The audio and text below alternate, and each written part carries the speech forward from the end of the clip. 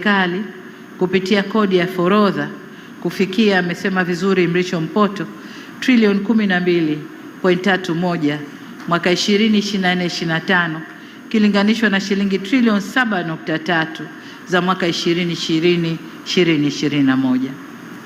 Katika mafanikio haya ni muhimu pia kutambua mchango wa sekta binafsi kama nilivyosema, ambao umeongeza ufanisi na kasi ya mageuzi katika bandari zetu, kutokana na ukweli kuwa ushirikishwaji wao umeleta tija na kuongeza kasi ya mageuzi tuliyoyakusudia. Ushirikishwaji wa sekta binafsi katika uendeshaji wa bandari zetu ulikuwa ni uamuzi wa kimkakati uliohitaji ujasiri na dhamira thabiti, na kama alivyosema kwamba fedha zile kuingia kwa sekta binafsi kwenye bandari zetu kumetusaidia mamlaka ya bandari kupunguza gharama za uendeshaji wa bandari zetu, na zile fedha tulizozipata kwenye upunguzaji wa gharama ndizo hizi sasa zinajenga miradi mingine mbalimbali, ukiwemo mradi huu wa matenki ya kupokelea mafuta hapa maeneo ya Kigamboni. Leo hii matokeo ya ushirikishwaji wa sekta binafsi yako wazi.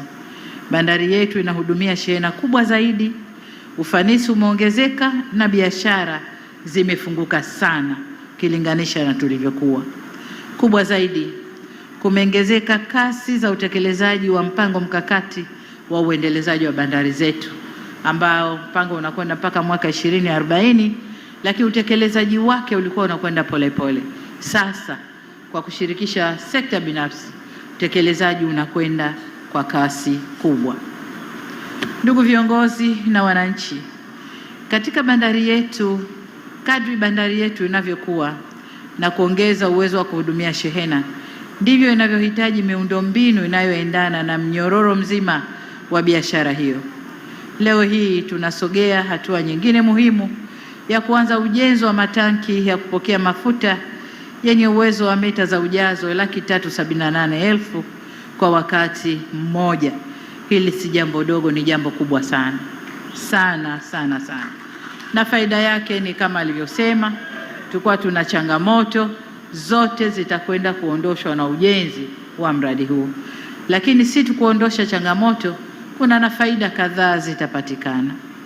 Kabla ya mradi huu, mamlaka ya usimamizi wa bandari haikuwa na matanki yake ya kupokea mafuta, hivyo kukamilika kwa mradi huu kutaimarisha usalama wa nishati ya mafuta kwa taifa letu. Hatua hii ya uwekezaji wa jiwe la msingi mradi huu ni sehemu ya utekelezaji wa ilani ya Chama cha Mapinduzi ya uchaguzi mkuu wa mwaka 2025, ambapo tuliwaahidi Watanzania kuimarisha miundombinu ya kisasa ya kusafirisha au usafirishaji, ya usafiri na usafirishaji. Lakini pia ni utekelezaji wa maelekezo tuliyotoa wakati wa kufungua Bunge la 13, ambapo tuliahidi kuongeza kasi ya miradi ya kimkakati yenye kuleta matokeo yanayoonekana, mradi huu ukiwa mmojawapo. Ndugu viongozi na wananchi, kabla sijahitimisha hotuba yangu, naomba nijielekeze katika kutoa maelekezo mahsusi kama ifuatavyo. La kwanza, kwa Wizara ya Uchukuzi na Mamlaka ya Bandari Tanzania kuhakikisha mradi huu unatekelezwa kwa wakati na kwa ubora unaozingatia viwango vya kimataifa na uhifadhi wa mazingira kwa ujumla. Lakini pili, kwa Wizara ya Nishati kuimarisha akiba ya kimkakati ya hifadhi ya mafuta au National Strategic Petroleum Reserve ili kuongeza uwezo wa nchi kujilinda dhidi ya misukosuko ya kimataifa na nishati, ikiwemo mabadiliko ya bei katika soko la dunia. Kama tunavyoona misukosuko iliyotokea hapa karibuni wiki iliyopita na tunayoendelea nayo tayari imeshapandisha bei ya mafuta kwa 13% mpaka jana. Sasa hatujui leo na siku zinazokwenda, lakini tumwombe Mungu watu wale wakae juu ya meza, wazungumze, wakubaliane na hii misukosuko iishe, ili dunia irudi katika hali ya kawaida kuendesha chumi za nchi zetu. Kwa hiyo ni vyema kutokana na mabadiliko hayo ya siasa za kidunia, tukawa na mradi kama huu ili kujihakikishia usalama wa nishati hii ya mafuta. La tatu, TPA kwa kushirikiana na Mamlaka ya Mapato Tanzania na taasisi nyingine kuimarisha mfumo wa uhakiki na ufuatiliaji wa vipimo na shehena za mafuta kuanzia yanaposhushwa hadi hatua za usambazaji ili kuongeza uwazi na kulinda mapato ya taifa. Lakini kama ninavyosema siku zote, swala la mifumo kusomana ili kusiwe na vipenyo vya mapato ya taifa. Ndugu zangu, la mwisho ni wakandarasi na washauri wetu kuhakikisha huu mradi ni mradi wa kimkakati, ni mradi uliotumia fedha nyingi za Watanzania.